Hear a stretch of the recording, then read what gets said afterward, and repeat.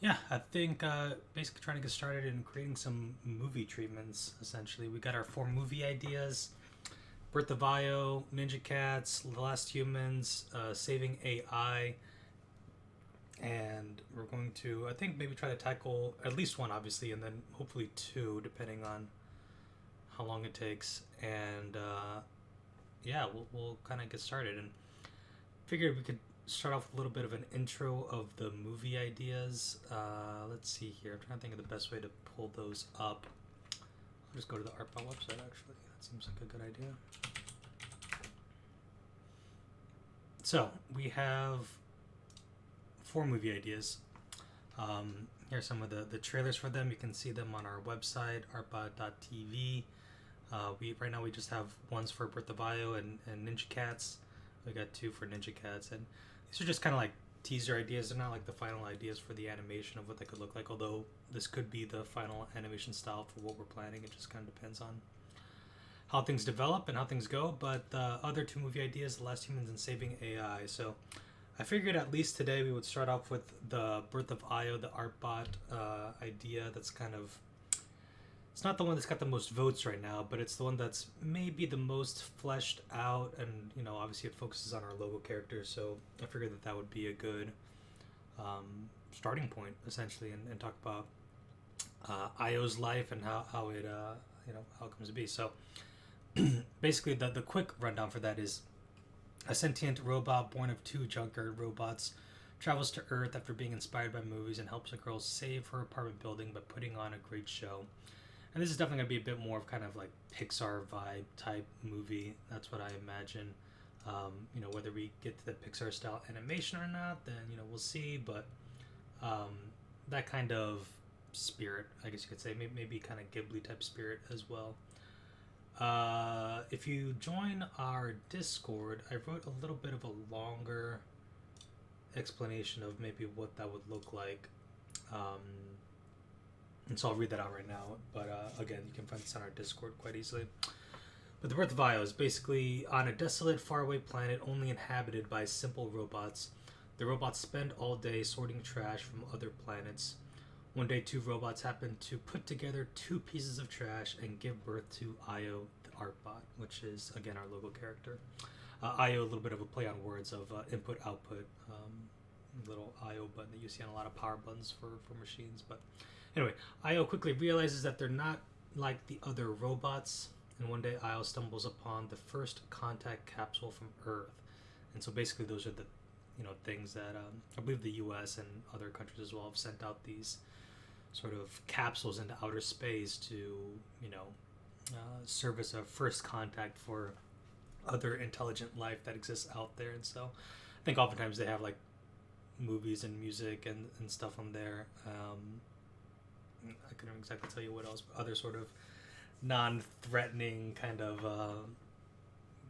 chill stuff about Earth, generally speaking. But anyway, so Io stumbles upon one of these things, discovers music, paintings, and just kind of falls in love with art in general. And so at that point, it becomes our mission to travel to Earth to find more works of art, essentially, and experience more of it. And so as he travels to Earth, he goes to New York, and there he befriends a girl that's living in some rent-controlled apartments. And these rent-controlled apartments are set to be demolished for gentrification purposes, and will displace hundreds of people. And so Al and the girl decide to put on a big show to save the building, essentially.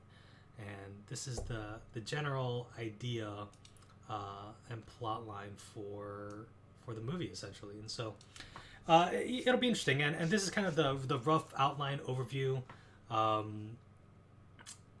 It's something that's kind of a work in progress as well. And so obviously join the community if you vote for Birth of Io because that's your favorite, and it's the one that gets selected. Then the plot's kind of it's going to be ever evolving. It's going to be fluid, liquid, and it can change depending on how we feel like it needs to change, and where the different plot lines can come in. So I figured an interesting way to start this, because I do really believe in AI being able to leverage the ability of this filmmaking process, is to we can just play around and see what ChatGPT comes up with it for the very first blurb. And so, let's ask ChatGPT to write a movie treatment for a movie called. I know a lot of people like the Ninja Cats, but we'll see. We'll see. I mean, you're gonna have to vote for it, and if it gets voted, then that's what it is. So, but we'll see. But write a movie treatment for a movie called The Birth of Io. About let me just. I wonder if I should just paste this. Actually, I'll paste the longer one.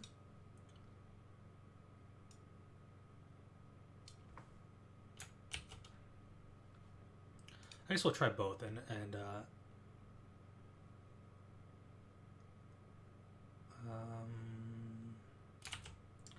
so let's see. Write a movie treatment by Birth of Io about.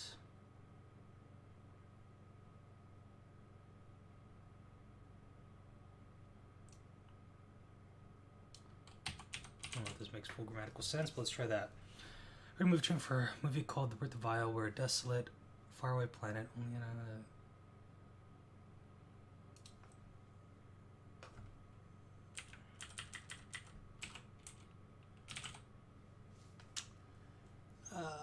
I don't know if that makes a ton of sense, but anyway, let's give it a go. Let's see what it kind of creates here. Trial by fire. But I'm pretty, I've been playing around. If anyone hasn't been playing around ChatGPT, I strongly recommend it. It's kind of a crazy cool tool. And whatever it is you're doing in your own life, I'm sure there are applications for. Oh, they're giving it like names and stuff. That's pretty cool. But yeah, you can kind of see it. It's kind of able to just do all sorts of stuff. And I don't plan on this, whatever this pumps out, to sort of be the final treatment that we use for the movie, but I think it's probably a pretty great starting point. They named the girl Lily. Interesting. Omega 3 being the barren planet, and then we have Io.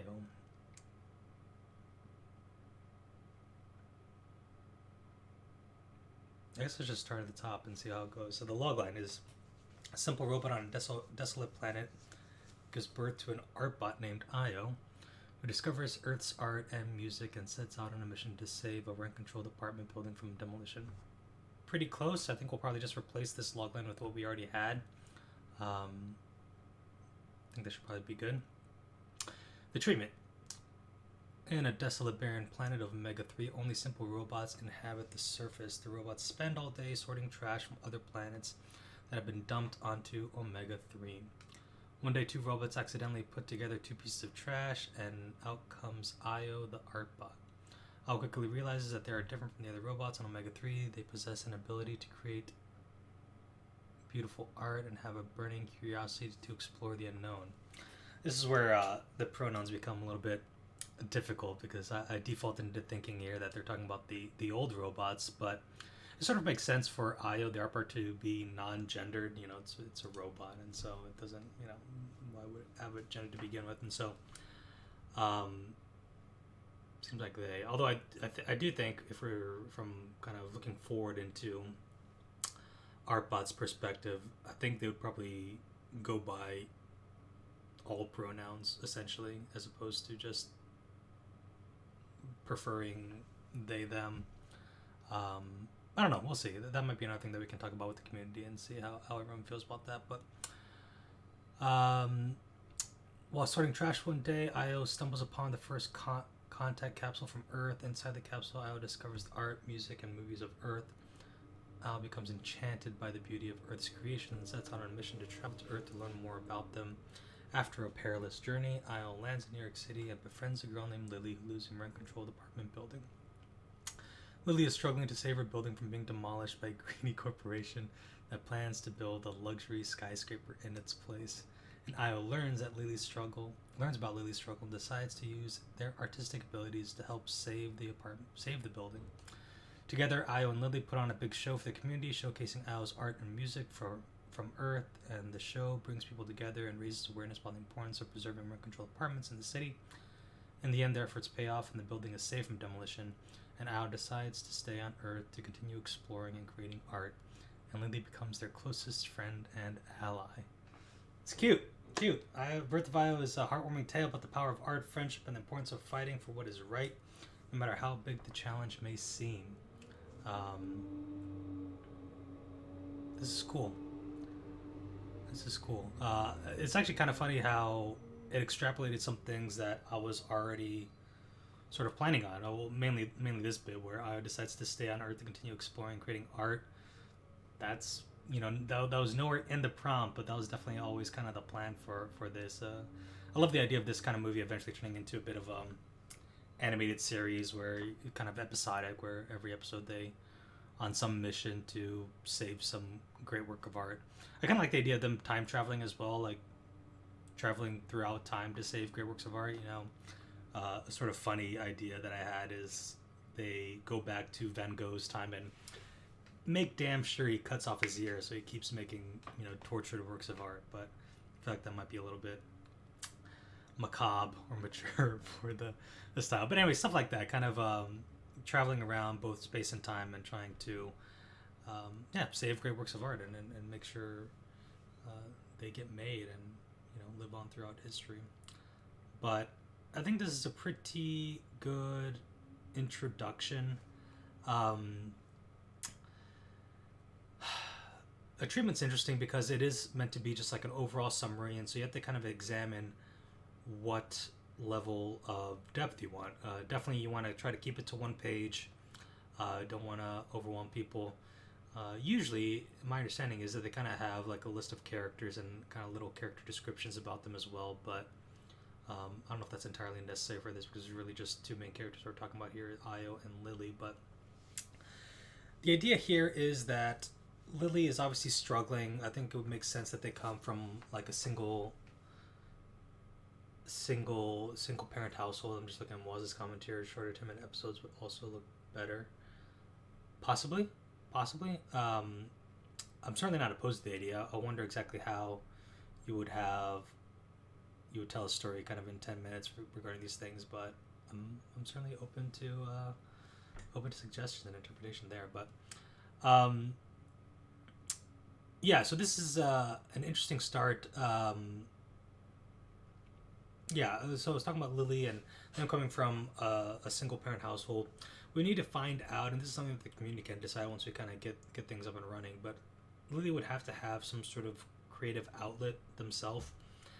An idea or a sort of plot line that I've been toying with is the idea that there needs to be an antagonist. And obviously the big corporation that's trying to demolish the building serves as obvious antagonist, but I think in many ways they can be kind of like a faceless corporation.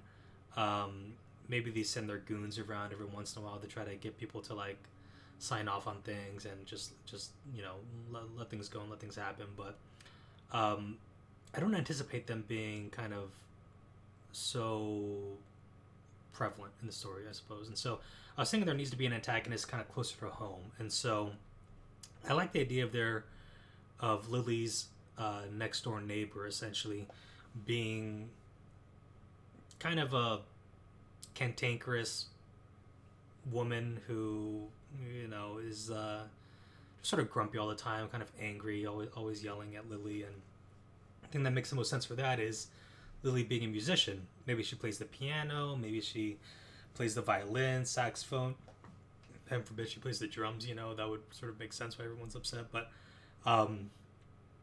she is a musician. I also like the idea of this kind of entire apartment building being filled with a lot of artistic types in general. It sort of makes sense. Obviously, the reality is that a lot of artists are struggling. One of the things that Artbot's trying to change in general as a platform. But if they find all these rent-controlled apartments and they're all kind of artistic people paying really, really cheap rent in New York City, which obviously can be extremely expensive extremely quickly, it sort of makes sense that a lot of artistic people would band together in this sort of cheap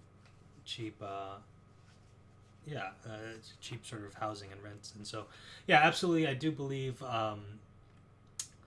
Actually, I wonder if I can pop out the chat, make it a little bit easier to read for me. But let's move it right there like that. So yeah, it's yeah, it'd be cool if she was a great musician. So um,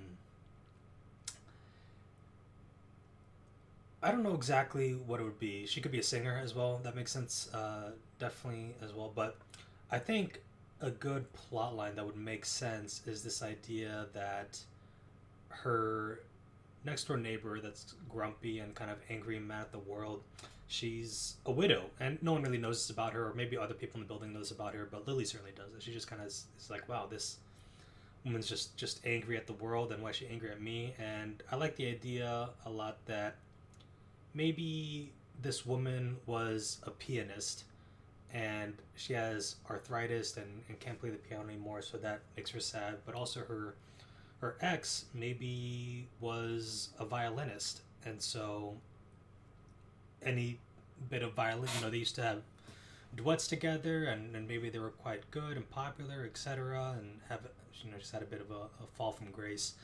um, but the idea is that either the piano or the violin in this instance kind of causes her pain, and this is what Lily would be trying to focus on, either like the violin or the piano in this sense. And instead of this old woman neighbor being upset at the noise or whatever, she's just really, either the piano or the violin just kind of triggers her and brings back bad memories, basically, and puts her in a bad mood. And so she just kind of lashing out, and Lily at least just kind of views her as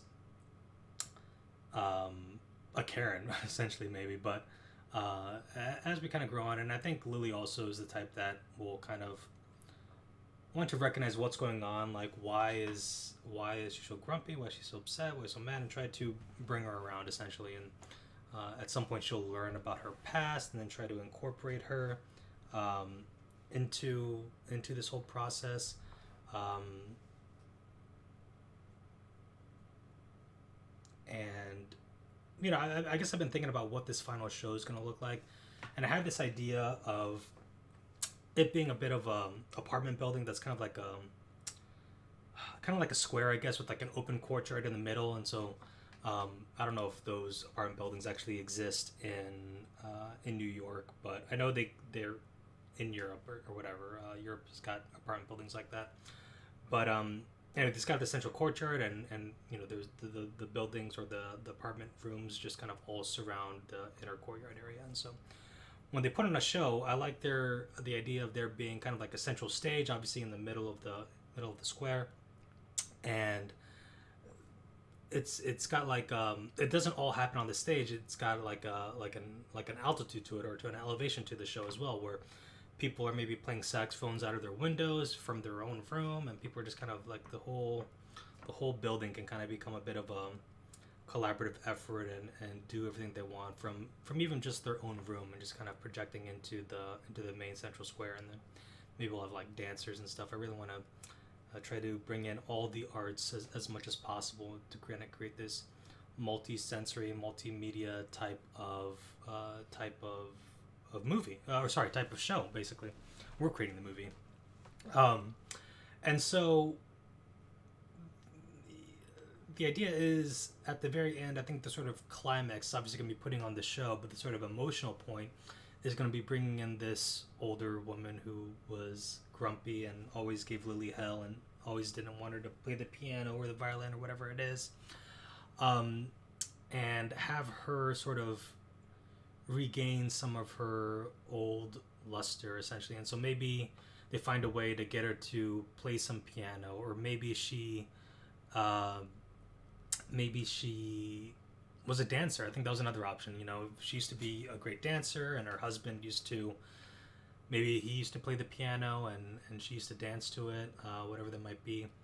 But as you go older, unfortunately, dancers don't have the longest career as dancers. That's a short career timeline for most of them. And so naturally, she's older now, can't dance like she used to be, but maybe they find a way to, in this big show, to give her an opportunity to dance and to move again, and to give her, I don't want to say like one final hurrah, but sort of a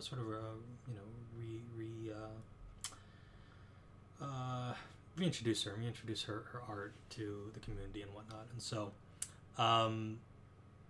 yeah, I think that's a generally good overview of the movie, at least of what I have right now planned. Again, this is all just sort of a rough outline. Vote for your favorite movie idea, and if it gets chosen, then we'll all kind of work on this together, and kind of come up with exactly what we think the perfect plot line would be for this. I see we have another person in the chat, and so yeah, I appreciate the support for the. I think it's a good idea. These are all movie ideas. All the 4 movie ideas that I read earlier are things that I've been thinking about for ages. I've been thinking about how to make movies and what movies I wanted to make for forever now, and this is one of those ideas that I've been thinking about for a long time, and how exactly that's going to work. I've always had a bit of a fondness for Pixar and Ghibli movies and the like, and I think this definitely kind of has that same sort of theme or vibe to it. And so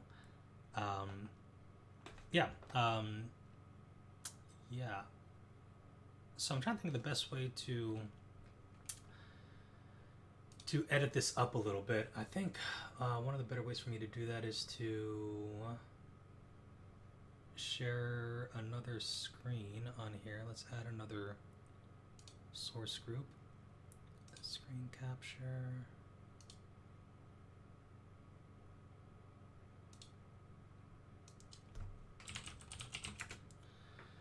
And let's share the Discord.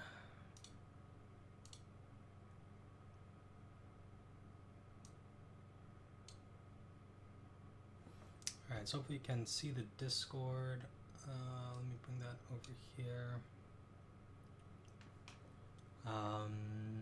And let's create a new post. So we'll do the birth of IO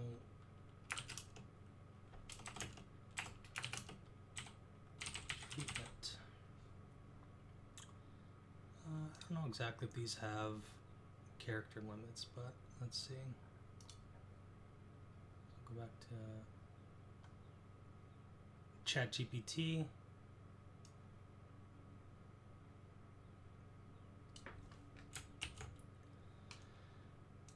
And then go into here.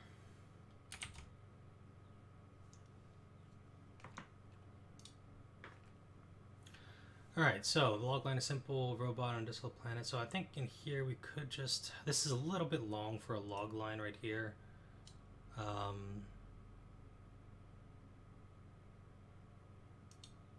I think let's use the other one as the log line. So we'll go with the big pole.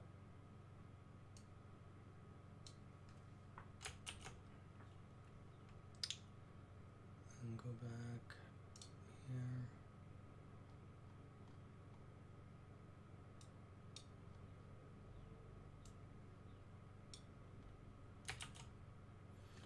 Sentient robot born of 2 junkyard robots travels to Earth after being inspired by movies and hopes a struggling girl save her apartment building and putting on a great show. Yeah, that works out. So treatment. I think let's say on the desolate barren planet of Omega 3.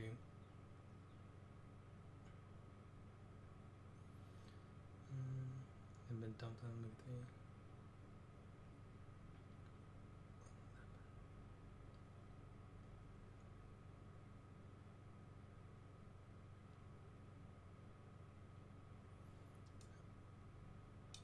And I think we will say, and give birth to Io, the Earthbot.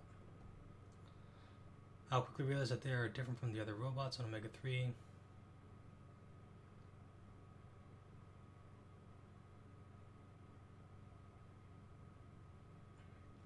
So I think in here, they're not going to have, Io's not going to have the ability to create art quite yet, but they definitely will have a burning curiosity to explore the unknown.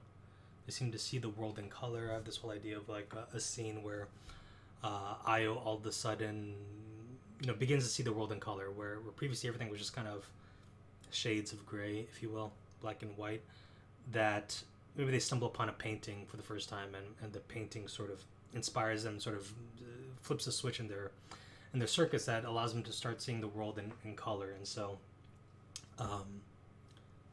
yeah, that's sort of a little kind of mini a little scene that I think would be good for the movie. Let's see here.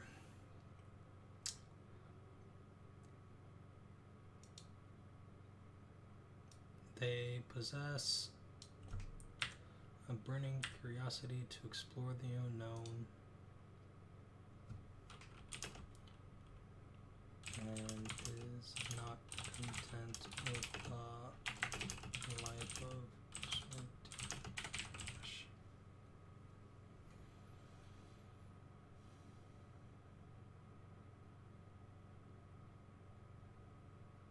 Yeah, that seems good. While sorting trash one day, I stumbled upon the first contact capsule from Earth. Inside the capsule, I discovers art, music, and movies. Discovers the art of Earth. Okay. Outcomes intended by the Beaverse Creations. It's on a mission to travel to Earth to learn more about them. After a perilous journey islands in New York City and Prince of Lily. Control apartment building.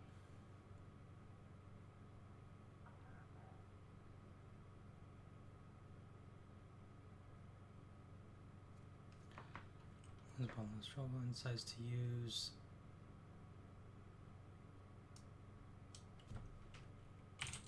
Artistic abilities to help save the building.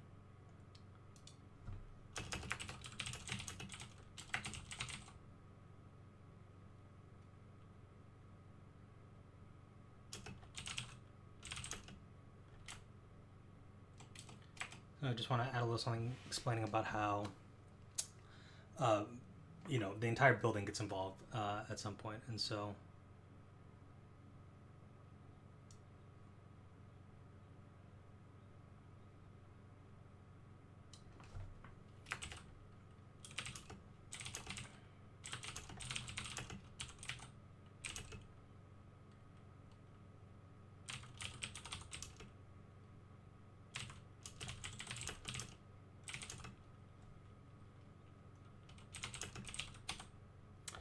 hello, Monkey D. Joy, a fellow One Piece fan.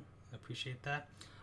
Basically, what we are doing is creating a movie treatment for one of the 4 movie ideas. So, I'm the founder of a company called Artbot, and what we're doing, trying to start off with, launch our thing, is we are starting off with these 4 movie ideas: The Birth of Io, Ninja Cats, The Last Human, Saving AI. These are all the little blurbs about them.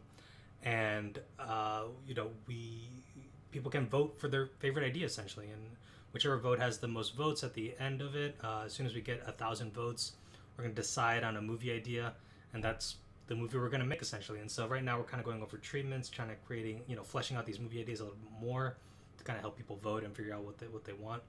And right now we're covering The Birth of Io, the Artbot. So that's what we're working on right now, and trying to figure out the best way to sort out where I lose myself over here. Yeah, so this is kind of the initial treatment of what that's going to look like. So yeah, soon the entire building gets, is that that's probably not, probably just gets, soon the entire building gets involved in putting on the big show. The show brings people together, is awareness, building importance of preserving our control of problems in the city. I don't know if it's meant to like raise awareness per se. That seems a bit preachy, and no one wants to watch a show that's like preachy. Oh, I can't say no one, but at least I don't generally want to do that. I think it's just a good show. Just got good music, got good dancing, maybe some good visual kind of visual entertainment, whatever that might be. I guess dancing's visual.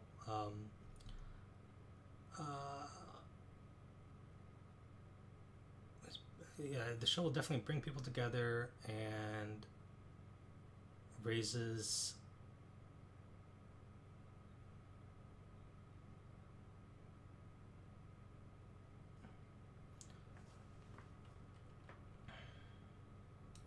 let's just say, and is a huge success.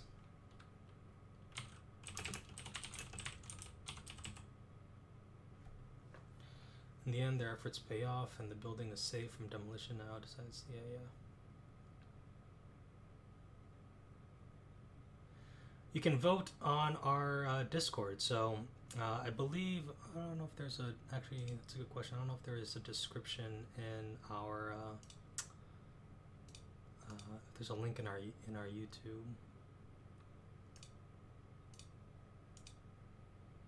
Anyway, that might be easier for me to just drop a link right here.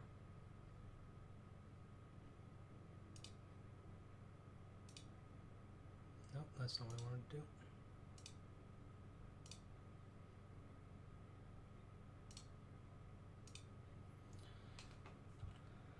And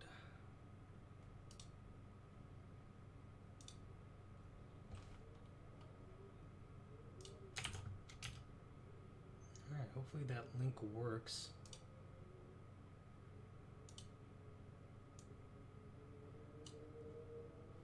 Oh, we'll see. If you have any issues with that link, let me know, and I'll sort something out. But hey, you can join the Discord. We got the big poll here, which is where you can vote, and yeah, we'll kind of get things started here. But yeah, let's see. Breath of Isle. I think this is a pretty comprehensive overview. I sort of feel like I maybe want to touch on a little bit a sort of side story of Lily's neighbor, who's not too friendly. But I feel like that maybe is a little bit beside the point for now.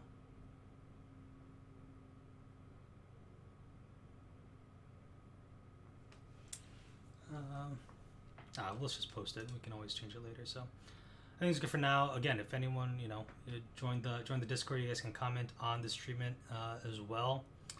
See what if you have any suggestions for that.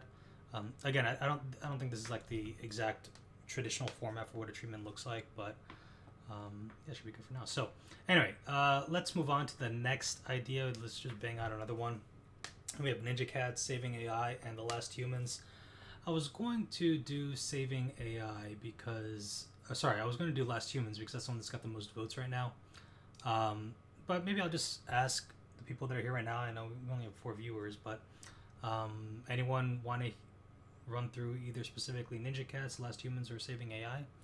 Pretty sure I know Moaz is going to go for Ninja Cats, but what about anyone else? Anyone else that got any preferences for the next bit to cover? Again, we have the Ninja Cat was about 2 lifelong friends and apprentice ninja cats that take different paths in life after the brutal massacre of their sensei and dojo.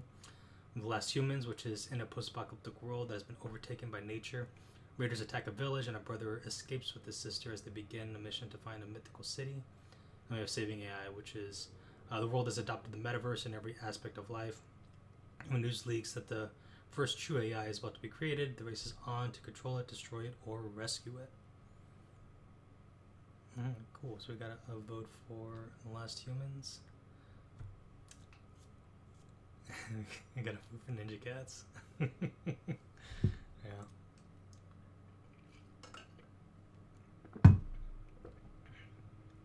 All right, we got 2 votes for Last Humans, so I'll go with that then. The Last Humans is definitely the one that's got the most votes right now also, so let's run through that. So let me I guess let me start with the little extended summary that I have here for The Last Humans. So for The Last Humans, hundreds of years into the future, an advanced human civilization goes through a global apocalyptic event. The story takes place 100 years after that, when nature has taken over. Okay, sounds good. The story takes place 100 years after that, when nature has taken over again and humans are no longer top of the food chain. A mother looks after her son and daughter in a primitive village. It quickly becomes apparent that the family are newcomers and somewhat outcasts of the village, and the mother tells her kids stories of her home, a majestic, advanced city on the other side of the Black Forest. When raiders attack the village, the mother is fatally wounded, and she implores her son to take his sister and travel through the Black Forest and reach the land of her grandparents. So, this is another idea that I've been thinking about for a long time. I tend to be a huge fan of post-apocalyptic stories in general. Although I do prefer more of um, obviously I know the Last of Us is probably on a lot of people's mind when thinking about post-apocalyptic, and I love The Last of Us. Don't get me wrong, I think that's great, but the idea of kind of like zombies and stuff like that, even if they're mushroom zombies, it's okay. That's it's not my favorite. The Mad Max kind of future of post-apocalyptic, that's also not my favorite. What I do prefer is just kind of seeing how there's some sort of apocalyptic event. I don't know if it's going to be nuclear. Nuclear, tends to lead to the idea of there being a lot of like different mutations that happen, which I think kind of could be kind of a cool thing to play around with. Obviously, could be like a some sort of another pandemic that just wipes people out, which another interesting thought. But I love the idea of seeing how different pockets of civilization survive, and there's no more technology essentially got wiped out because everyone that runs the infrastructure has died essentially, and so no more electricity, like the grid's not working anymore, and obviously no internet and computers, etc. I mean, obviously there's no electricity, and so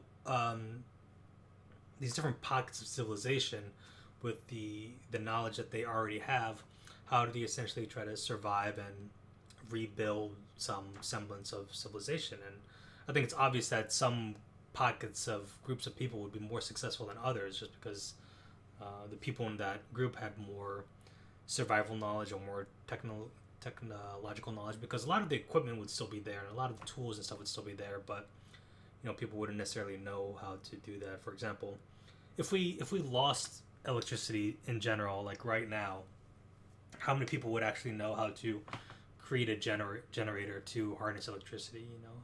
Probably a lot of people would probably start with like some sort of water wheel, maybe. But how many people would actually know how to harness that essentially? And so, I like the idea of that, of different groups of people trying to survive in their own way. And so this is kind of that story. It takes place. Our civilization had advanced, a lot into the future. I like the idea that by that time, people already kind of played around a little bit with genetic kind of experimentation, either trying to make superhumans or maybe trying. This might sound like I'm trying to make fun of furries, but I promise you I'm not. But I think the natural evolution of kind of people that are furries is some genetic mutation, and they'll probably try to give themselves real ears and tails and whatnot. And so I would imagine that I feel like that's for sure going to happen hundreds of years in the future. It's just a matter of when and how well it's done. But if it's fundamentally changing someone's genetics, then that's going to have it's going to take effect on the evolutionary line essentially, and you can sort of create new species of humans. And so, if some pockets of those people survive the apocalypse, how do those different pockets of people kind of develop and grow into the new world and stuff like that? And so, anyway, 100 years in the future, and it's all kind of collapsed, and we have these different pockets of groups that have survived. And so, our story takes place initially around this black forest. Kind of, there's this big black forest, which is sort of a big sort of marker, and it's sort of known as being this place that you don't travel through. Very, very, very few people that venture into the black forest make it out. But one of the few people is this mother of her two young kids, and she apparently lived on the other side of this black forest, where she has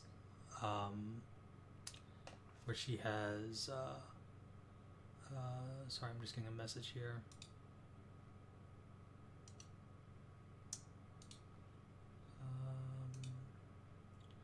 Yeah, give me 1 second here. I'm just going to try to make sure I can add the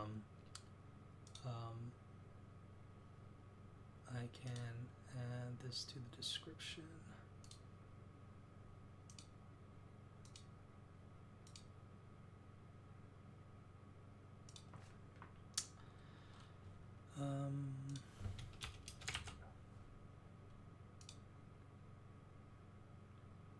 Okay, cool. So the Discord invite should be in the in the description of this live as well now, so that should be good. But yeah, anyway, so there's this Black Forest, and people have where are my last humans? And people have, you know,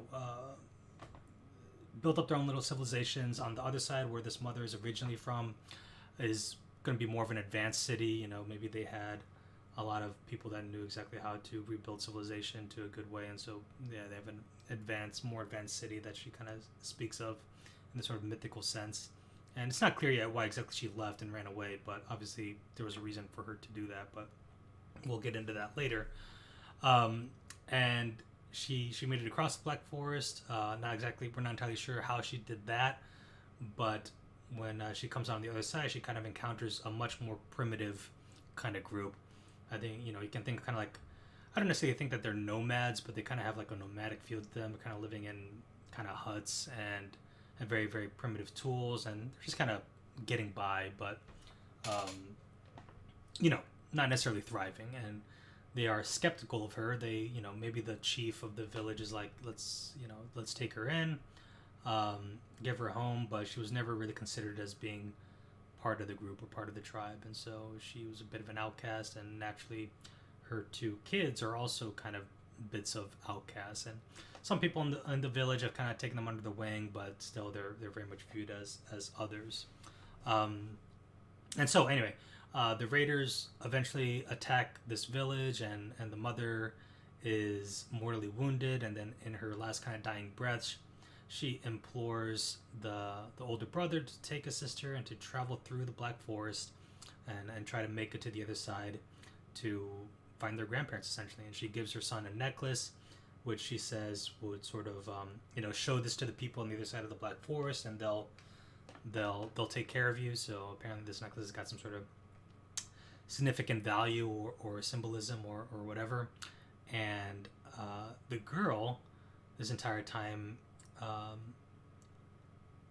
have this idea for the little sister that she is nonverbal, and maybe she becomes nonverbal after the raid attack, but even if before that she was always like a quiet kid that kind of stuck to herself and a bit of a bookworm. In fact, she was always reading one particular book, which we later learned was a bit of a diary from her mother, and maybe not a diary so much as it is like a exploration book maybe, that explains about the different things in the forest, and the different animals, different plants, what to look out for, what is good and what is useful, and just kind of use it as a tool. And so the sister is obsessed with this book and reads it all the time, has memorized it. And so as the village gets attacked and the raiders attack it and they're forced to flee, the son just takes like bare essentials, things to help survive, and the sister just takes the clothes on her back and the book, and those are the only things she really cares about. And they travel, and the other brother does a lot of the more older things that are necessary, kind of defending and leading and whatnot, but the sister is one with sort of the wealth of knowledge of what to expect and what to experience in the Black Forest, and different strategies and different ways to kind of overcome the different hardships and hurdles. And so it'll be a test to see how they make it through. It'll also be a test for her to kind of express her thoughts non-verbally, because again, I like the idea of her being non-verbal for whatever reason. Just them, they'll encounter different animals and plants, and maybe even kind of groups of people. This is kind of where I brought up the furries earlier, where maybe there's a sort of kind of animal-human hybrid group that's in the forest as well, and maybe they're aggressive to the kids, or maybe they help them out. I'm not entirely sure. I'm kind of thinking about the unicorns in Harry Potter. I don't know how many Harry Potter fans are out there, but the unicorns, they had some that were very friendly to the student kids, and there were some that were quite hostile, and maybe that's what it's like here as well. The kind of different factions within the group of, should we help the kids out, should we kill them, or whatever it might be. And so that's another interesting potential plotline. I'm realizing here that Monkey D. Joy, yeah, it could just go global warming. Yeah, yeah, global warming is a great idea for a post-apocalyptic event. That might be more of like a slow burn type thing. So it would be like people would have been taking preventative measures probably up until that point, and maybe there's finally just some sort of like huge, a giant flood again. Essentially, maybe that just wiped everyone out again. As a bit of an aside, I do think it's wild that basically every ancient civilization has like a great flood story. So it seems like that was definitely a reality that happened at some point. But anyway, that's neither here nor there. Let's copy this into the ChatGPT and see what it comes up with. So let me make sure I can reshare this. Did that work? Okay. All right. So let's start a new chat. Actually, let me. How did I write a movie treatment? All right, new chat. So let's write a movie treatment for a movie called The Last Humans. And then let's take this bit, Control C.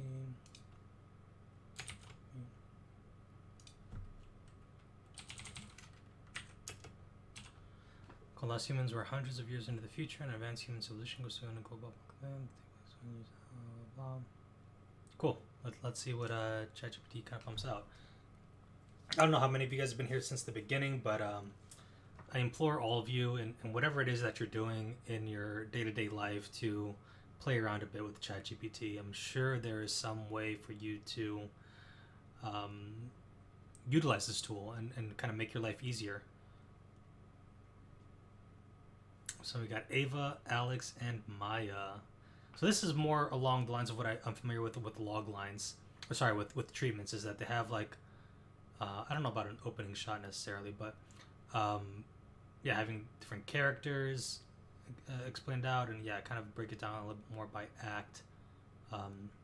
This is a little bit more what I'm familiar with when it comes to movie treatment, as opposed to what the IO's Artistic Adventure prompt kind of created. But yeah, let's read through it. So, logline: after a global apocalypse, a mother and her two children struggle to survive in a primitive village. When raiders attack, the mother's time wish for children to travel through the forest to find their way to a distant advanced city where their grandparents live. Okay, that's all right. Again, might probably just replace this with the loglines that we had. So the opening shot: a panoramic view of a dense forest. Wild vines, plants overgrowing the ruins of an ancient city. Camera zooms in on a small village where primitive huts made of mud and straw are scattered around a central fire pit. The villagers, dressed in rough clothes made of animal hides, are busy with their daily chores. Yeah. I think we definitely don't want to start with the ancient city. Definitely don't want to start with the ancient city. Actually, let me go ahead and copy. Yeah, I'll copy this and then we'll edit it live in the Discord. So let me move this guy back up here. Alright, so Last Humans, let's create a new post. Last Humans treatment.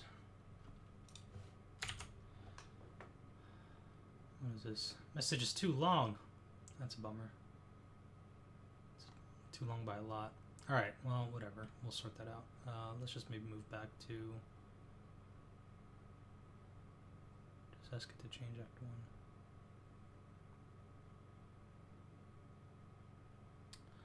1. Okay. Well... Let's... Okay, that works, I guess. We'll start here. We'll go over this and then we'll post the second bit. So, again, logline after Google Podcast. I think here, let's just again use the logline that we have for the polls.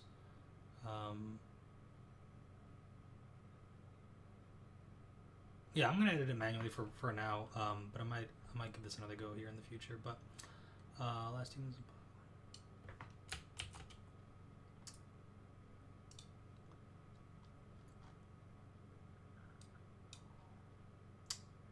Being finicky. In a post-apocalyptic world that's been overtaken by nature, raiders attack a village and a brother escapes with his sister as they begin a mission to find Mythical City. Good. Opening shot. I don't think we need an opening shot. This is kind of weird. I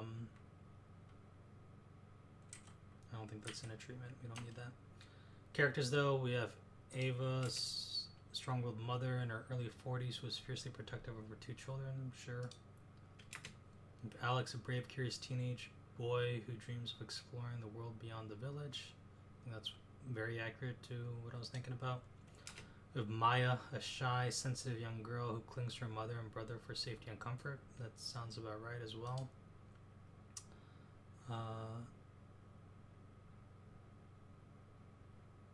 Let's just replace this with smart or inquisitive. We'll just go smart. I like inquisitive too, though. But Asher, the village chief, a gruff, suspicious man, regards Ava and her children with distrust and contempt.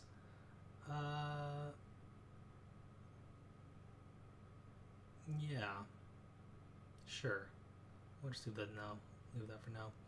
We have Kian, a wise and kind old man who befriends Alex and Maya and shares his knowledge of the world. Alright, sounds good. Act 1. Ava and her children are newcomers to the village. They struggle to fit in with the rest of the community. Ava tells her children stories of her past life in a majestic city where people had access to advanced technology and lived in comfort and luxury. She also warns them of the dangers of the wild and the creatures that lurk in the Black Forest. Perfect. Yeah, that seems right exactly what we're thinking about. The peace of the village is shattered when raiders attack, killing several villagers and taking others captive. Ava fights bravely to defend her family, but is fatally wounded. Before she dies, she implores Alex to take his sister and travel through the Black Forest to find their way to the city of their grandparents. Actually, the village chief regards Ava's death as a sign of her guilt and orders. Well, I don't think this is going to happen. I think basically... I think the village chief would have been one of the first people to die. But anyway, the idea is that the kids escape in the middle of the massacre. I don't think the massacre would happen, and then they have like a village meeting afterwards, being like, all right, these guys need to leave. So, yeah, we'll just scrap that. I'm also thinking of just scrapping Asher and Kian in general. I mean, they're not relevant after Act 1 anyway.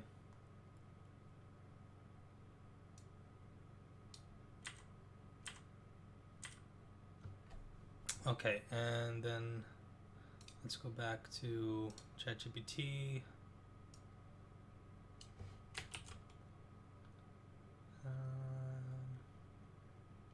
Where are you?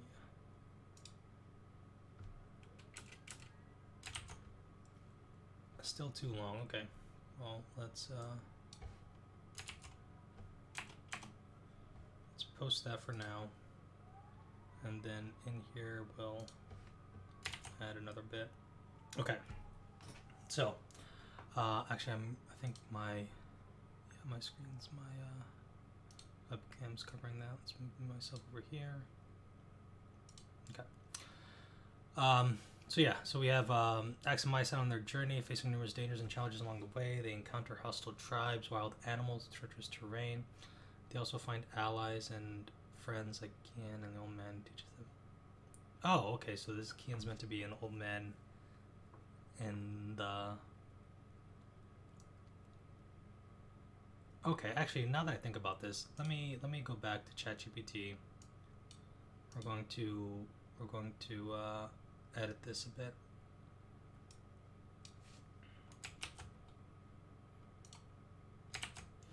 Alright, so I removed Trim by last humans. Blah blah blah.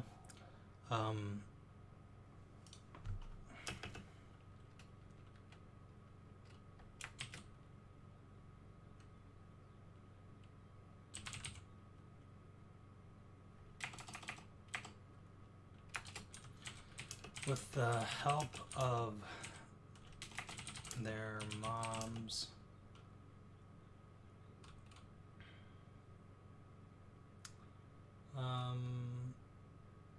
expedition diary, I guess maybe.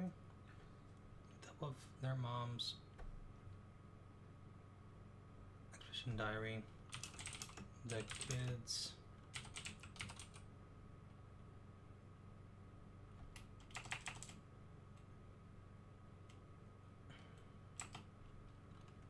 make their way through the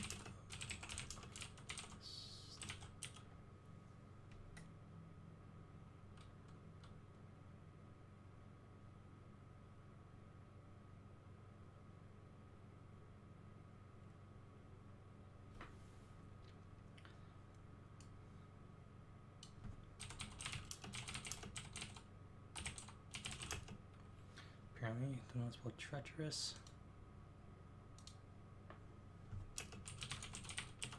Treacherous journey. Okay, let's give that a go.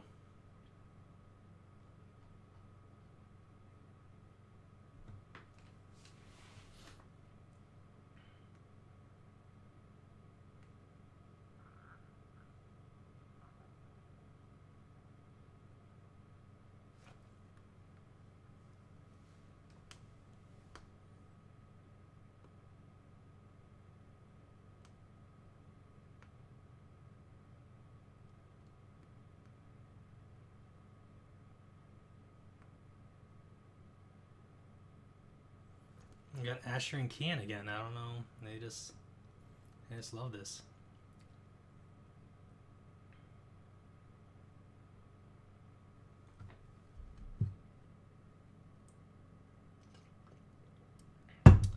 It's cool. ChatGPT like made the connection that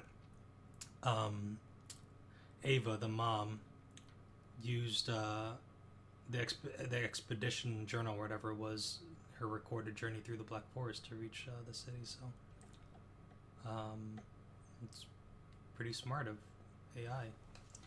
Again, pretty wild ChatGPT. So I'll recommend all of you guys to give it a go and whatever it is that you're doing. So let's go ahead and take this again.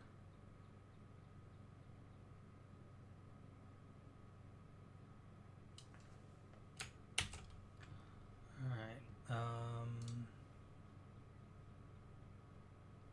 Let's first edit this guy.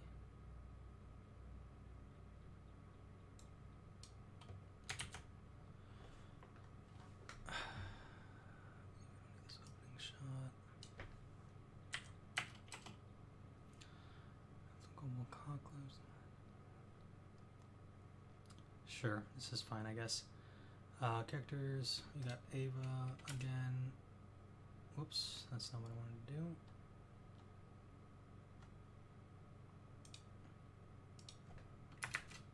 We have Ava, we have Alex, we have Maya, we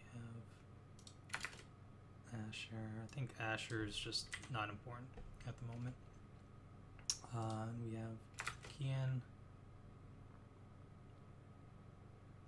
Yeah, maybe.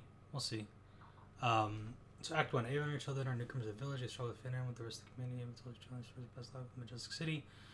People had access to advanced technology and lived their life in comfort and luxury. She also shows the American Tradition diary where she... Yeah, then we can just delete that. Where she recorded her journey through the Black Forest to reach the village. The peace of the village is shattered. Raiders attack, killing several villagers and taking others captive. Ava fights bravely to defend her family, which is really blah blah. And grandparents. Again, this isn't going to happen. Action the village chief. It's an interesting thought, ChatGPT. An interesting thought, but I don't think relevant. Okay, and then so for this bit, let's replace Act 3, 4, and 5. I don't think we need a closing shot. Actually, this whole movie idea kind of started with the idea of a closing shot for me, and so I've got like a very, very clear idea of what the closing shot's going to be. whatever. I'll spoil it for you guys. Anyway, so the idea of this whole again, this whole movie kind of stemmed from one scene that popped up into my head, and I like this idea of like a 13-year-old boy, more or less, and he's like he's got his he's got his sister like on his back, just kind of like they're just like trudging along, just one foot in front of the other, just kind of like trudging through a forest, and you can tell they're both exhausted and just barely making it through. And yeah, it's a struggle, and then finally, kind of in the distance, the boy sees people. Sees people on the other end. He kind of sees the end of the Black Forest and soars people, or kind of silhouettes of people coming at them, and he just has nothing left. He doesn't really know if they're friendly or enemies or whatever, and he just falls to his knees and just starts crying, and he just doesn't really know whether it's them going to be saved or whether it's them just the end of the road for them. He just falls to his knees and starts crying, and this would be the first time that we would see him kind of cry and kind of lose it in the entire movie. But he's just so overwhelmed at that point because he's just this is it, whether we have been saved or whether we have made it. Is it? So yeah, he just falls to his knees and starts crying, and the sister is just kind of again not verbal and probably not super emotional, but she's probably exhausted and on her last legs as well, obviously, which is why she's getting carried at this point. So that's kind of my idea for the closing shot of what that would be. And so this movie is kind of begins in the village and ends kind of in the Black Forest still, essentially. And so again, this is another movie idea that I plan to turn into. This one I don't think will turn into an animated series so much as there will be like sequel movies. I'm kind of imaging a whole trilogy, and as you might expect, Alex kind of comes from an important bloodline, and their mother escaped for reasons, and so yeah, he kind of comes back, and maybe he rules the new Majestic City. So we'll see. I'm realizing that I probably wasn't sharing that. That's my bad. Okay. Anyway, so Act 3. Yeah, I think it's a cool ending shot, and definitely it kind of like wraps it up. It's like a good ending point, but still leaves questions to where people we can have a second installment or whatever that might be. So. Alex and Maya set out on the journey, following the clues in their mother's diary. They faced numerous dangers and challenges along the way, such as treacherous terrain, wild animals, and hostile tribes. They also discover remnants of the old world, like abandoned vehicles and buildings that are overgrown with vegetation. This is great. This is exactly what I had in mind. Yeah, that's perfect, I think. Act 4. As Alex and Maya enter the Black Forest, they encounter strange creatures that seem to have evolved from the remnants of human technology. There we go. This is like my furry evolution going on. They also face treacherous obstacles like quicksand pits and poisonous plants, but they persevere, relying on their wits and the lessons their mother had taught them. Yeah, seems good. It seems like Kian no longer exists, so I don't know why he's still here. They didn't mention Kian once, but fair enough. Act 3 and 4 seems pretty similar, but whatever. I'll leave it as it is. Finally, Alex and Maya reach the other side of the Black Forest, where they see the ruins of the great city in the distance. The ruins of the great city? This isn't what I had in mind. They face one final challenge, a group of raiders who guard the entrance to the city, but Alex and Maya use their mother's diary to outsmart the raiders and make their way inside the city. Yeah, I don't know about this one. This one's a bit of a departure from what I was thinking. Let's go. Let's delete this. Finally, on their last legs, with Maya on Alex's back.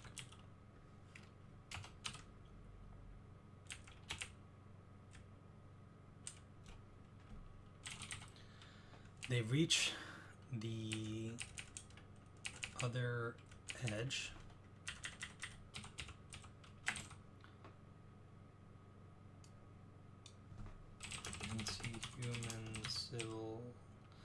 let's see. How do I spell silhouettes? S-I-L or S-I-L-L? Silhouettes. What do you guys think? Is that right? A. Oh, never mind. Never mind. Oh, okay. No, that's fine. That's fine. We're good. We're good. And see human silhouettes in the distance.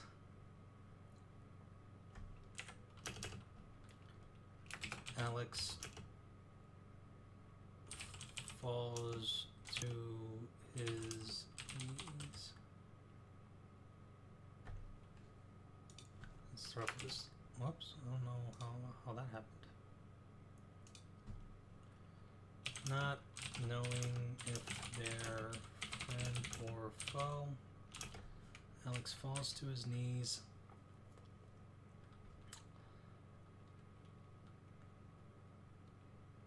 And cries from both.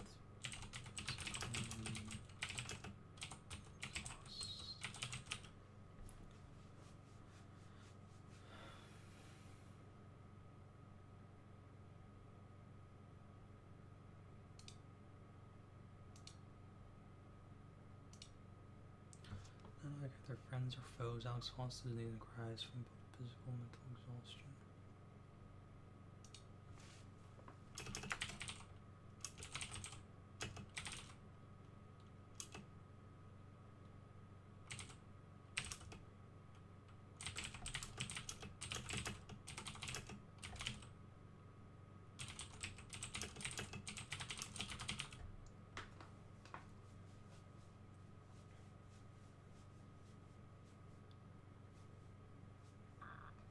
Oh, did I screw it up?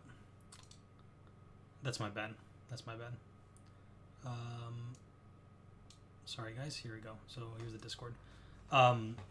Okay, so yeah, that was my bad. I forgot to switch things back. So we've got, I don't think I made any changes to Act 3 and 4. I think these are exactly the same. The only thing I changed was Act 5, where now it's going to be just finally on their last legs with Maya on Alex's back.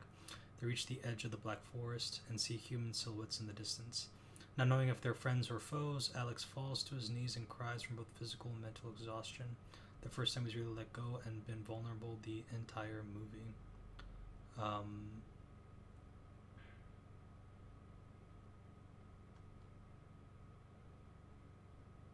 think that's good. I do think we need to delete Kian out of here, who just disappeared out of this whole thing, but fair enough.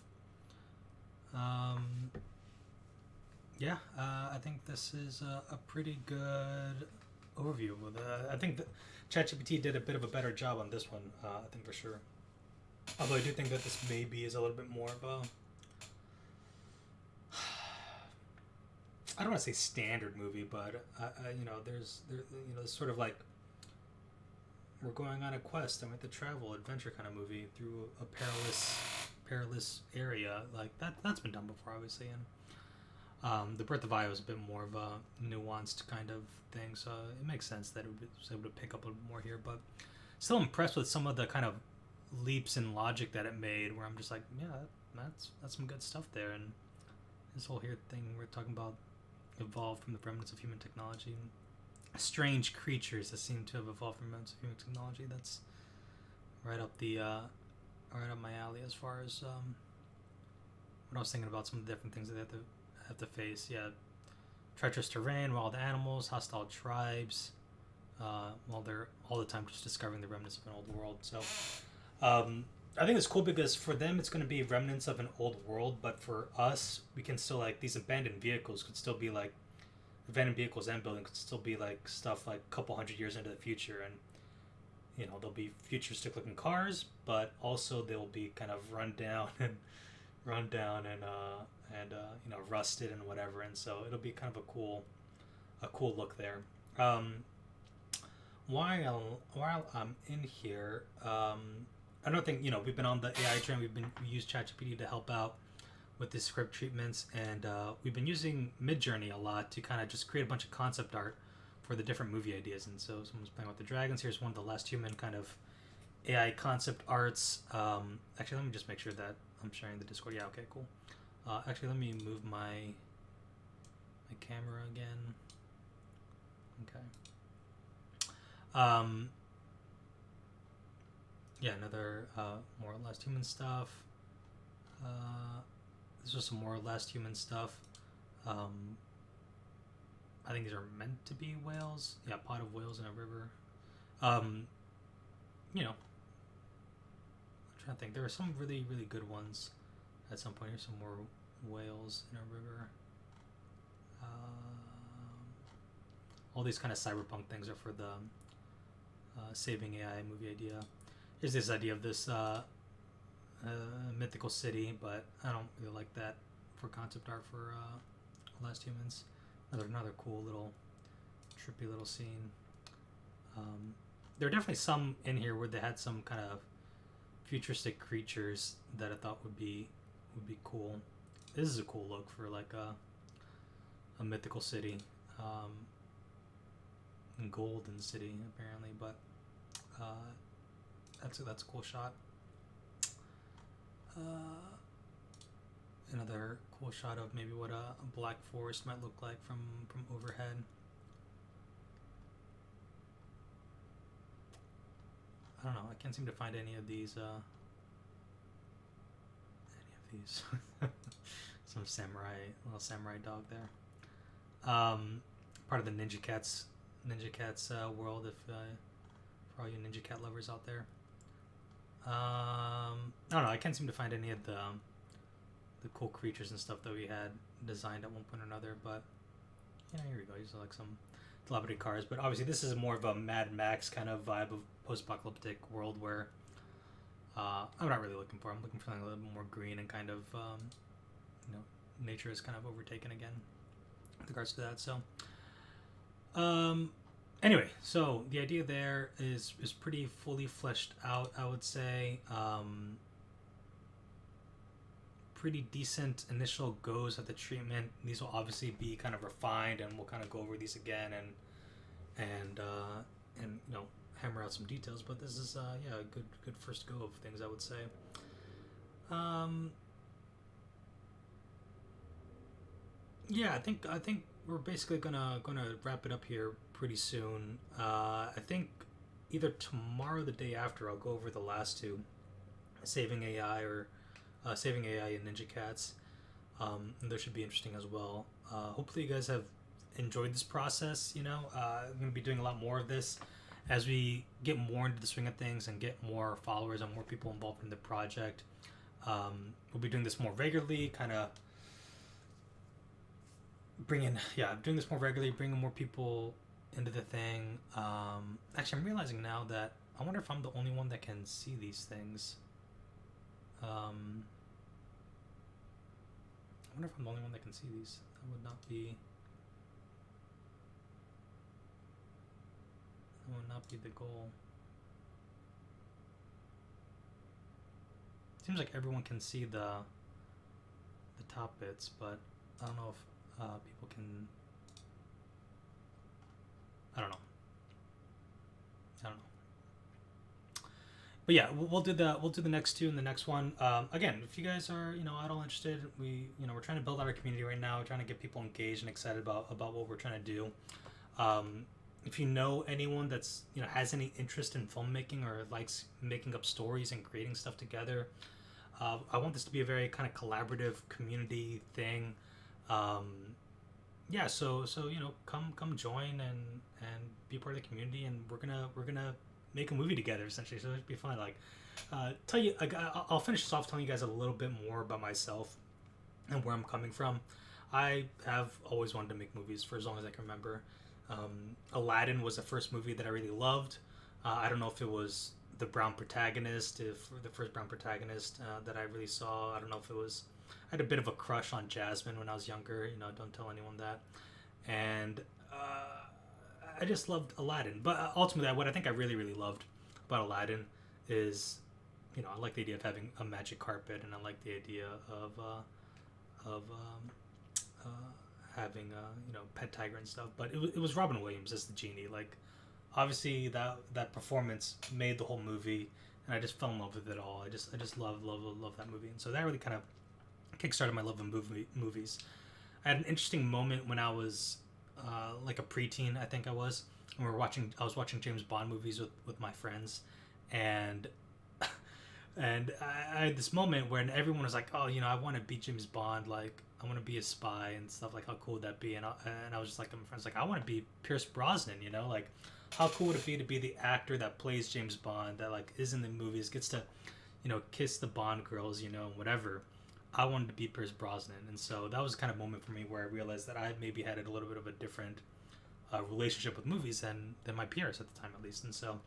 That evolved, and I wanted to make movies, wanted to be in movies, I wanted to be an actor, and then I watched The Matrix, and that changed things all over again. Where I was opened my eyes to seeing how movies can like fundamentally change people's perspective on things and on life, and so at that point I didn't want to just be an actor. I wanted to be a writer, a director, producer. I just wanted to be involved. I wanted to make movies, just all of it, and so. I went to school and I always did pretty well in school. And my dad, at one point before I went to college, was like, yeah, I know you want to make movies, but maybe you should consider a bit more of a stable career path. And I was like, you know what, you're probably right. And so I was pre-med. I still got a degree in neuroscience. I'm an official neuroscience major, but in my sophomore year, my second year of university, I took a film editing course, and that really kind of changed my whole path. I was convinced at that point that if I didn't pursue movie making in some capacity, I would always regret it. And so I also got a degree in telecommunications, specializing in video production.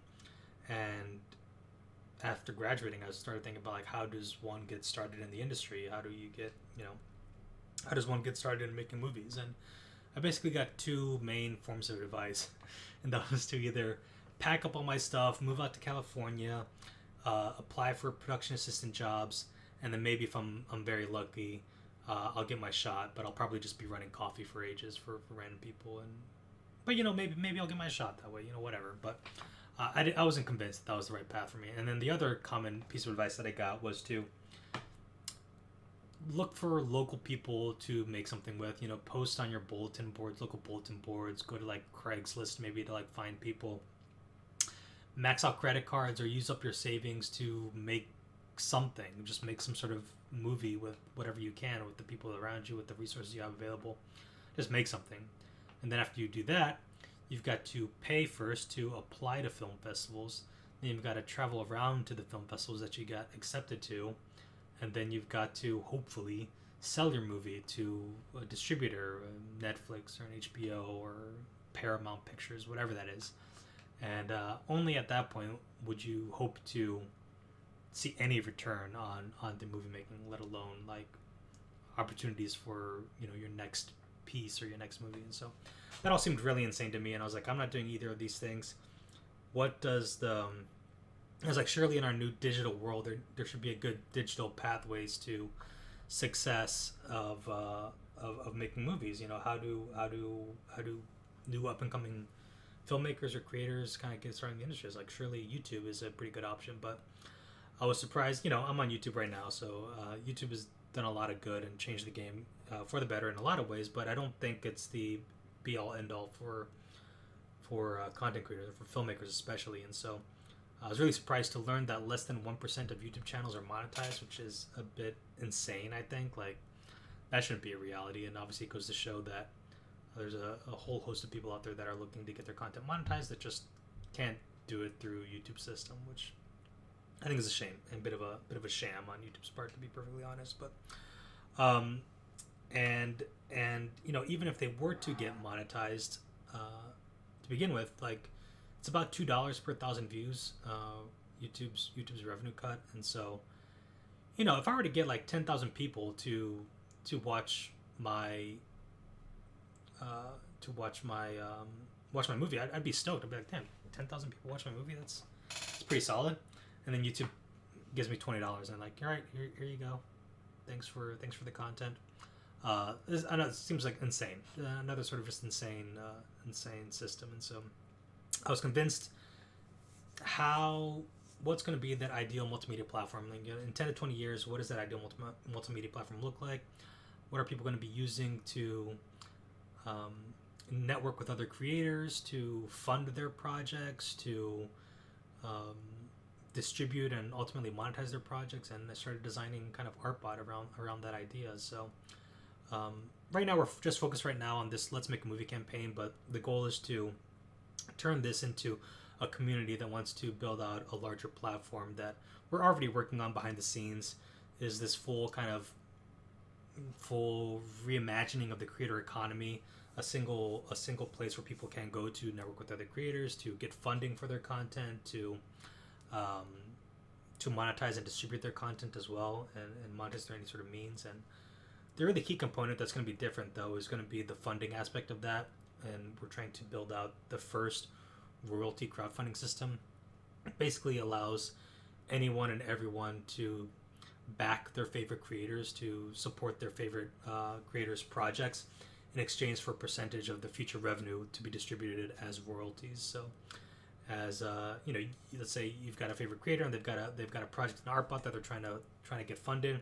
You can give them $1, $2, $10, $1,000, whatever you feel comfortable with, and that's going to entitle you to a percentage of the future revenue. So as that movie or as that audio song, as that TV show, whatever it is, as that gets uploaded back onto Artbot and is earning money, a percentage of that's going to automatically go to the backers or the people that financially supported the movie. And so I think that's just a much more sophisticated way to handle crowdfunding. I think crowdfunding is here to stay, but there just needs to be a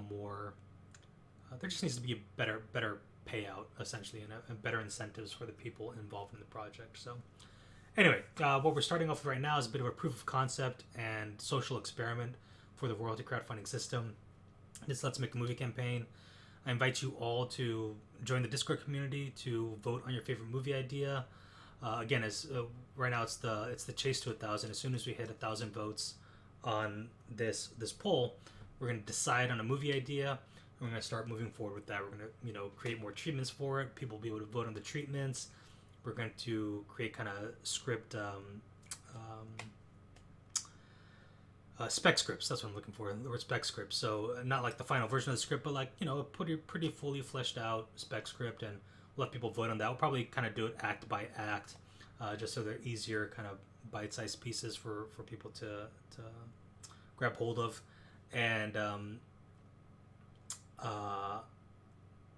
what was I getting at? But yeah, people will be able to vote on the scripts. We'll be able to vote on different bits of concept art, on the sound direction, on the animation styles, and yeah, we're just going to come together and collaboratively make this movie. And any budget that we have for the movie, we'll vote on the best ways to spend that, et cetera, et cetera. And so, yeah, hopefully we can grow this community and get it out there. So, yeah, again, if any of you guys have people that are interested in making movies, I noticed here was talking Shana Wars. I'm sorry if I butchered your name, but Shana Wars being a scriptwriter and playwright, like, that's great. Would love to get your opinions and your thoughts. Would love to see you in the community and kind of make your voice be heard. And yeah, hopefully we can get one of these. We're gonna get one of these movies made. Like, it's gonna happen. It's just a matter of how good can we make it and how compelling can we do it. The sort of pie in the sky goal, the sort of end level goal, end game, is to have a theatrical release. At least convince one theater to show our movie and sell tickets for it and get that into an actual theater. And if we can have a wider release, then that's great. But at the very least, we'll have like a digital release and sell tickets to get people to essentially rent or view it and get that going. So yeah, would love to see you guys all be a part of the community. You can find out more information on our website, which is artbot.tv. Join the Discord, a lot of information in there. Feel free to reach out to me directly. Here at NA Smolin on the Discord.